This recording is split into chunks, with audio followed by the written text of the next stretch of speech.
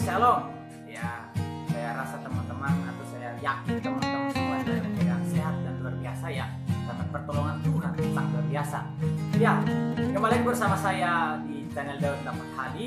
Ya, kali ini saya akan memberikan langkah-langkah bagaimana sih teman-teman itu melihat pasangan hidup, dan saya yakin mereka akan mampu membahagiakan teman-teman atau saudara-saudara semuanya. Nah, teman-teman, kalau kalian mencari pasangan hidup, apa sih? Langkahnya seperti apa? Kalau kalian pacaran maunya sampai kepada pernikahan, maka tidak pas dengan pertemuan atau perkenalan ataupun rasa setelah pertemuan selama seminggu, selama sebulan langsung pacaran. Ya. Harus lama-lama dulu, bisa-bisa bertahun-tahun, harus bertahun-tahun supaya apa? Dan lebih mengenal. Nah, pasti langkah ini jangan pernah dilewati. Ya, yang pertama, adanya adalah pertemuan. Ya, kan? Ada pertemuan di situ menimbulkan perkenalan.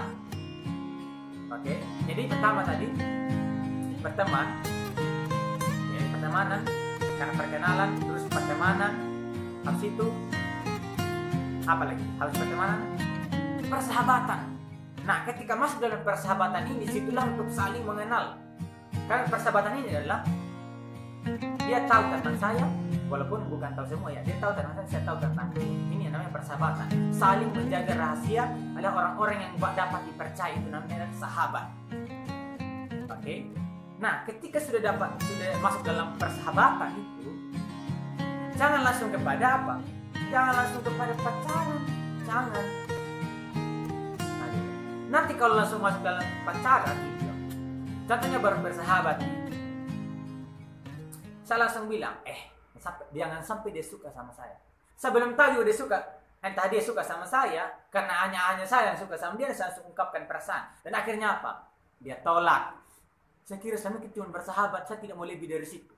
Yang sakit hati siapa? Ya kita sendiri. Karena kita yang salah gitu. Kita yang terlalu buru-buru.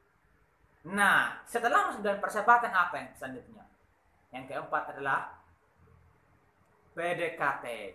Nah, PDKT lah ini yang membuat kita itu tahu bahwa dia suka sama saya dan saya juga suka, sama-sama suka.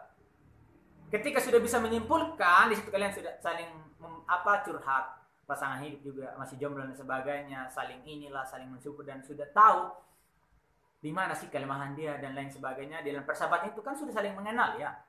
Gitu. Sudah saling mengenal, dalam hal persahabatan itu kan sudah mengenal dia bagaimana sih sikapnya. Ya setidaknya tahulah gitu. Setidaknya udah ada gambaran dalam pikiran teman-teman. Ketika sudah masuk dalam PDKT itu, disitulah untuk saling mengetahui perasaan cinta. Nah, ingat, PDKT lah itu yang kita mengetahui bahwa punya sama-sama memiliki perasaan. Sebelum apa? Mengungkapkannya itu. Oke. Nah, ketika sudah dalam PDKT itu sudah tahu bahwa dia suka sama saya, suka sama dia, maka kamu tidak pernah khawatir dan pernah takut untuk mengungkapkan perasaan itu, dan akan jelas dia akan terima. Jangan sembarang ungkapkan, nanti yang kembali sakit hatinya itu, kita kecewanya, bahkan persahabatan akan hancur. Karena apa? Ya karena kita salah. Selama ini dianggap persahabatan, terus kita ungkapnya. Terus kita bilang, aku sayang, aku cinta, aku mau lebih dari itu. Nah, salah. Sebenarnya harus PDKT. Nah, PDKT inilah yang membuat itu kita saling mengetahui gitu. Nah, ketika masuk dalam PDKT sudah saling mengetahui bahwa dia juga tinggal sama-sama menunggu ya, kira-kira gitu. Ya udah, sebagai cowok ya ungkapkan perasaan itu. Saya tidak perlu mengajari teman-teman lagi cara mengungkapkan. Teman-teman lebih hebat dari saya gitu. Kalau ungkapkan tentang perasaan, saya tidak terlalu pintar untuk merangkai kata-kata gitu ya. Kita lebih pintar gitu. Tapi teman-teman lebih pintar gitu. Jadi ungkapkanlah di situ. Nah, ketika berpacaran ini, maka fokusnya adalah kepada pernikahan. Ketika masuk dalam perpacaran ini, kalian harus punya keyakinan bahwa ini harus sampai kepada pernikahan, masa persiapan.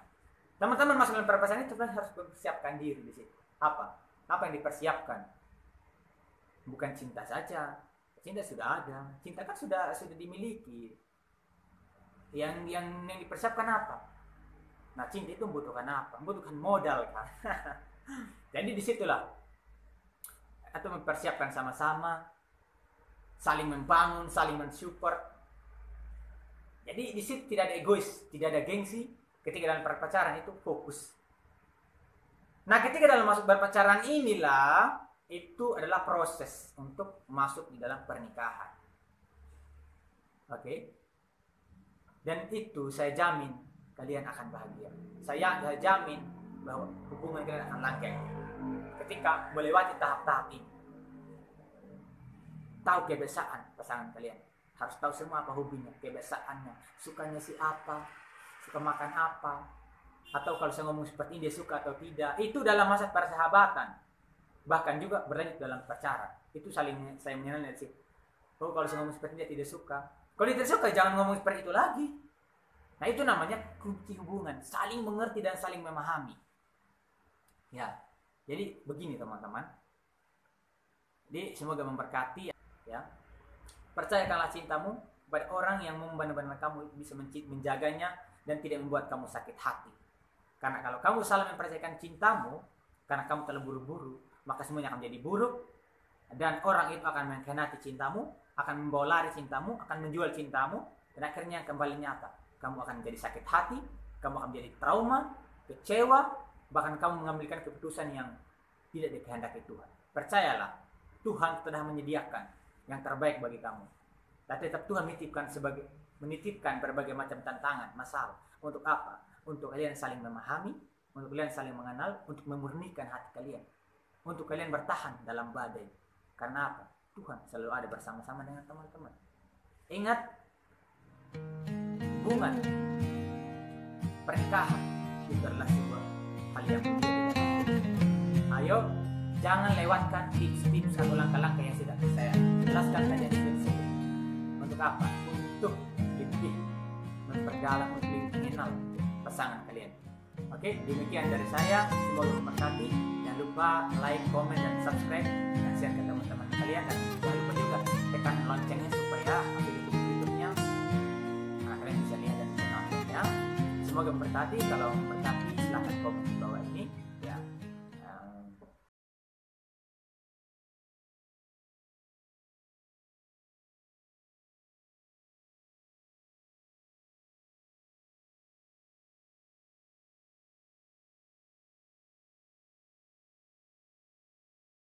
Sudah dapat pacar maksudnya.